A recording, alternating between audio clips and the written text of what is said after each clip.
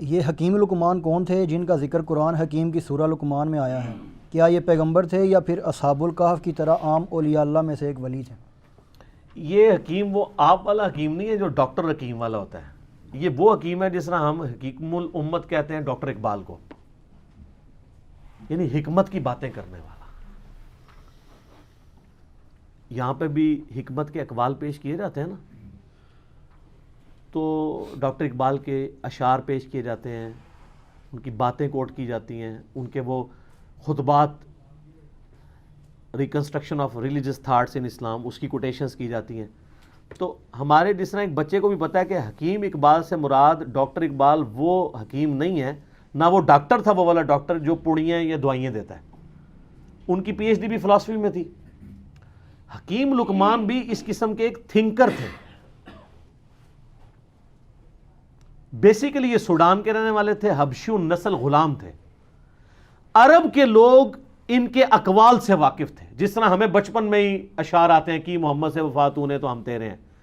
ہمارے چھوٹے بچوں کو یہ شعر آتے ہیں، اسکول میں سن لیے، لب پہ آتی ہے دعا بن کے تمنا میری۔ ڈاکٹر اقبال کو وہ جانتے نہیں ہوتے لیکن اشعار سنتے ہیں۔ اسی طریقے سے عرب کے لوگ حکیم لقمان کی کہاوتیں، حکیم لقمان کے واقعات وہ بچپن سے سنتے تھے، ان کے محاورے ان کو ایک ریسپیکٹیبل پرسنالٹی سمجھتے تھے، بس اس سے زیادہ کچھ نہیں تھا۔ نبی نہیں تھے وہ، کسی نبی کے صحابی بھی نہیں تھے وہ، کیونکہ قرآن حکیم میں جو سورہ لقمان میں ان کا ذکر آیا تو انہوں نے صرف توحید اور آخرت کا ذکر کیا، کسی نبی کی پیروی کا ذکر نہیں کیا، ورنہ یہ نبی پہ واجب ہوتا ہے کہ جب وہ دین سکھا رہا ہوتا ہے تو وقت کے پیغمبر کی پیروی کا حکم دیتا ہے۔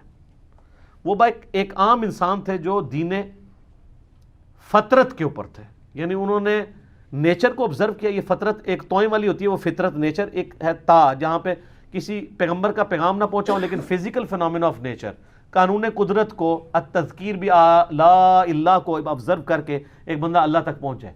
اس طرح وہ گاڈ تک پہنچ چکے تھے۔ ان کی سر نصیحتیں پڑھیں، پہلی نصیحت ہی ان کی کیا ہے؟ یا بنی لا تشرک باللہ ان الشرک لظلم عظیم۔ اللہ نے بیسیکلی مشرکین عرب کو کہا کہ جس حکیم لقمان کو تم اتنا بڑا بزرگ سمجھتے ہو، اس کی باقی کہاوتیں تو سنی ہوئی ہیں، جو اصل اس کی بات ہے کہ اس نے کہا تھا شرک نہیں کرنا، تو تم شرک کا اڈا یہاں پہ کھولے بیٹھے ہوئے ہو کعبے میں۔ یہ حکیم لقمان کی تمہیں نصیحت نہیں پتا؟ جس طرح ہم ناسبیوں کہتے ہیں کہ بخاری مسلم میں رفع الدین کی حدیثیں ہیں تو آل امیہ کے خلاف بھی ہیں، تو یہ حدیثیں نہیں ماننی تم نے، الزامی جواب، اینٹی وینم پھکی کے طور پہ۔ تو یہ سورہ لقمان اس لیے ان کو ایڈریس کرتی تھی، وہ بچپن سے جانتے تھے کہ حکیم لقمان بہت دانا تھا، بہت عقل مند شخص تھا۔ تو عقل مند شخص توحید کی دعوت دینے والا تھا، اس کی توحید کی نصیحت تو تم نے بھلا دی ہے، شرک کا اڈا بنایا ہوا ہے کعبے کو۔ تو اللہ تعالیٰ نے اس لیے ان کے نام پہ سورت رکھی۔ حبشی النسل تھے، موٹے ہونٹ، حبشی کس طرح کا ہوگا؟ یہ تو آپ کا کرائٹیریا ہے نا، خوبصورت شکل ہو، ناک باریک ہو، ہونٹ پتلے ہوں۔ اللہ کے نزدیک تو مسلم شریف کی حدیث ہے، اللہ تمہاری شکلوں اور مال کو نہیں دیکھتا، دلوں اور مال کو دیکھتا ہے۔ تو شکلوں کو کیوں دیکھے؟ شکل بنائی کس نے ہے؟ اللہ نے، تو اس نے شکل کو کیوں دیکھنا ہے؟ اعمال کا اختیار آپ کو دیا، اس لیے آپ کے اعمال کو دیکھتا ہے۔ دل میں اچھائی اور برائی کی تڑپ اور اس کو ایگزیکیوٹ کرنا، اس کا اختیار اس نے آپ کو دیا، اس لیے اس کے اوپر جج کرتا ہے۔ تو حکیم لقمان کے بارے میں آپ کو اسلام کی جو پہلی تفسیر ہے نا ابن جریر کی، امام طبری جنہیں کہتے ہیں، المتوفا 310 ہجری، انہوں نے تفسیر ابن جریر لکھی ہے۔ ابن کثیر نے المتوفا 774 ہجری، انہی سے اکثر چیزیں کاپی کی ہیں۔ تو آپ سورہ لقمان کے تعارف میں جائیں گے، انہوں نے حکیم لقمان کے کافی واقعات لکھے ہوئے ہیں کہ یہ کتنا دانا شخص تھا اور کس طرح یہ اصلاح کرتا تھا۔ ایک دفعہ ان کے آقا نے ان کو کہا، ایک بکری دی اور کہا ذبح کر کے اس بکری کے سب سے بدترین جو پارٹس ہیں نا وہ لے آؤ۔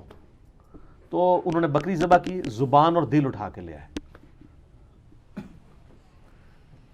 اب پھر ایک بکری اور مالک نے دی اور کہا اس کے سب سے بہترین پارٹس لے کے آؤ، پھر زبان اور دل اٹھا کے لے آئے۔ مالک نے کہا کہ یہ کیا؟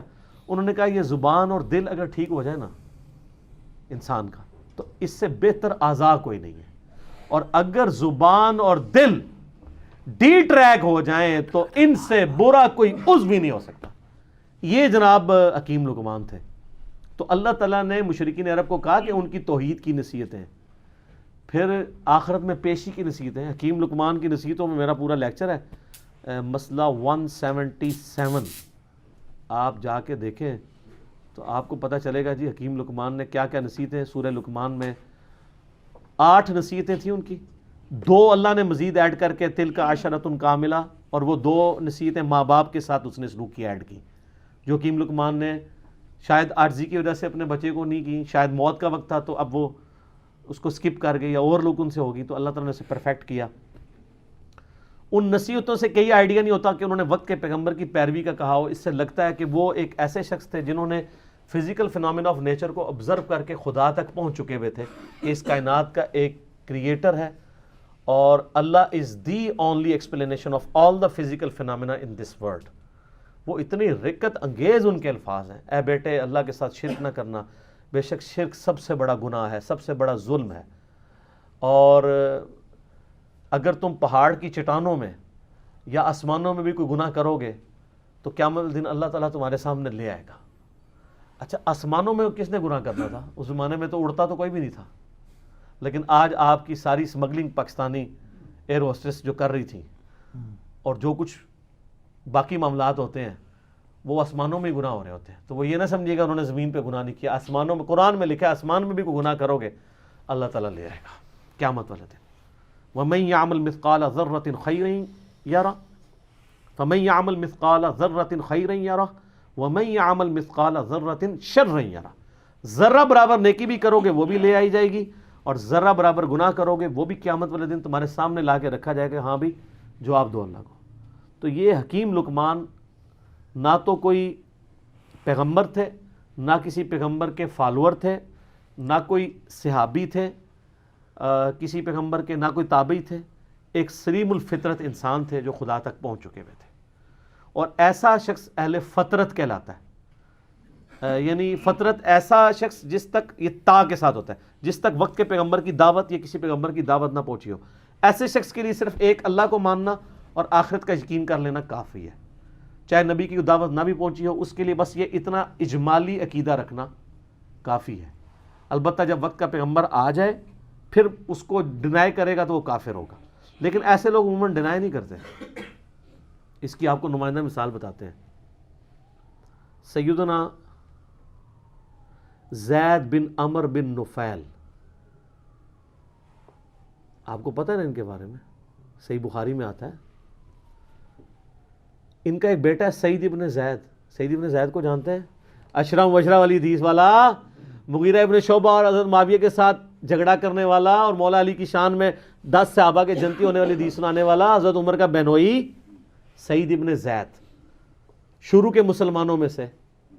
ان کا باپ تھا زید بن عمر بن نفیل. اس کے اوپر بخاری میں چیپٹر ہے. یہ اہل فطرت میں سے تھے. نبی علیہ السلام فرماتے ہیں کہ مجھے صحیح طرح یاد ہے، میں جوانی میں تھا، اس وقت اللہ نے مجھے مبعوث نہیں کیا تھا. ایک جگہ میں دعوت پہ گیا تو وہاں پہ لا کر دسترخوان کے اوپر کھانا رکھا گیا، اور نبی اسلام کی اس وقت عمر 25 سال تھی. تو آپ کہتے ہیں کہ میں نے زید بن عمر بن نفیل کو دیکھا کہ وہ اس دسترخوان سے اٹھ گیا اور اس نے کہا کہ میں بتوں کے نام کا ذبیحہ نہیں کھاؤں گا. ہائے ہائے ہائے ہائے.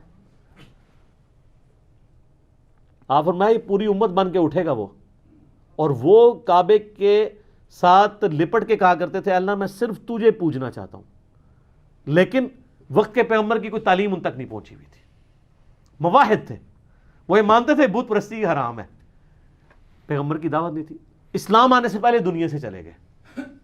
لیکن آپ دیکھیں امام بخاری نے رضی اللہ عنہ لکھا ہے، صحابی نہیں ہے لیکن بیٹا تو صحابی نکلا نا. پھر سلیم الفطرت لوگ کیسے ہوتے ہیں؟ ان کا بیٹا ہے سعید ابن زید، حضرت عمر کا بہنوئی، جس کو حضرت عمر سے مار پڑتی تھی اسلام لانے کی وجہ سے. اور یہ پھر آخری وقت تک آپ دیکھیں ڈٹے رہے ہیں. وہ تو آپ کربلا والا ریسرچ پیپر پڑھ لیں، جب سب لوگ مسریت کا شکار تھے، یہ تو اعلانیہ مجموعوں میں کھڑے ہو کے کہتے تھے تم جنتی شخص علی ابن ابی طالب پہ لعنت کرواتے ہو. ہم کبھی بھی اس پہ لعنت نہیں کریں گے، کیونکہ میں نے رسول اللہ سے سنا ہے ابو بکر جنت میں، عمر جنت میں، عثمان جنت میں، علی جنت میں. سنن نسائی الکبریٰ میں اوپر تلے کتنی حدیث ہیں، میں نے اس اپنے کربلا والے ریسرچ پیپر میں ڈالی ہے. ایک تابعی آ کے کہتا ہے کہ میں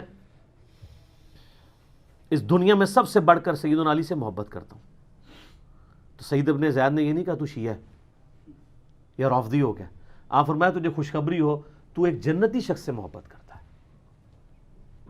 دیکھیں جی حضرت علی کی جن لوگوں نے صحبت کی ہوئی تھی نا، حضرت علی کی انہوں نے زہد کی زندگی اور ان کی اخلاقی اقدار، ان کی انصاف پہ مبنی زندگی اور تقوی والی زندگی دیکھی ہوئی تھی نا، وہ حضرت علی کو as a role model accept کرتے تھے اس زمانے میں بھی. ابھی ایک بندہ آ کے کیٹاگوری، وہ اب سے ابھی یہ بھی نہیں کہہ رہا کہ سب زیادہ محبت تو رسول اللہ سے ہونی چاہیے. یقیناً نبی علیہ السلام سے بھی ان کی محبت ہوگی، ان سے بڑھ کے ہی ہوگی.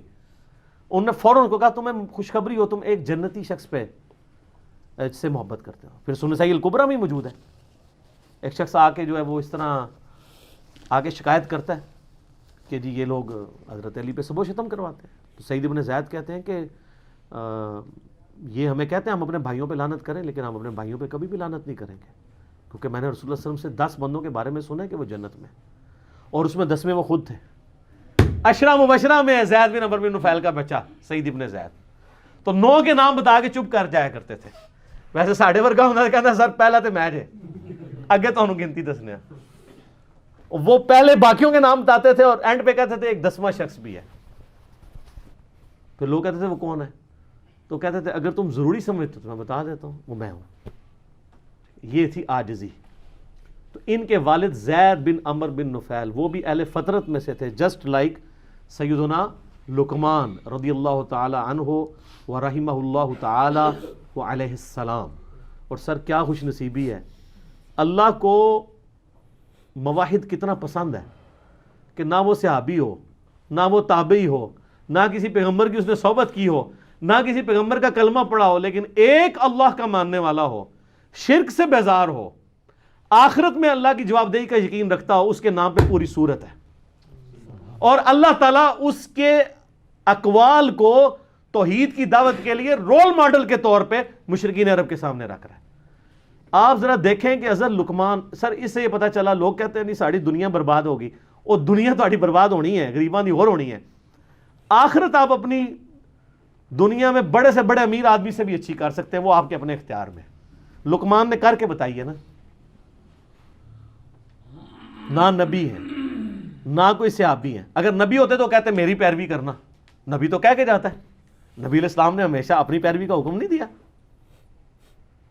تو اگر آپ نبی بھی نہیں، صحابی بھی نہیں، تابعی بھی نہیں، ایک عام اہل فطرت میں صرف اللہ کو ماننے والے ہیں، تو اللہ کو اتنے پیارے ہیں کہ آپ کے نام پہ سورت آ جائے گی.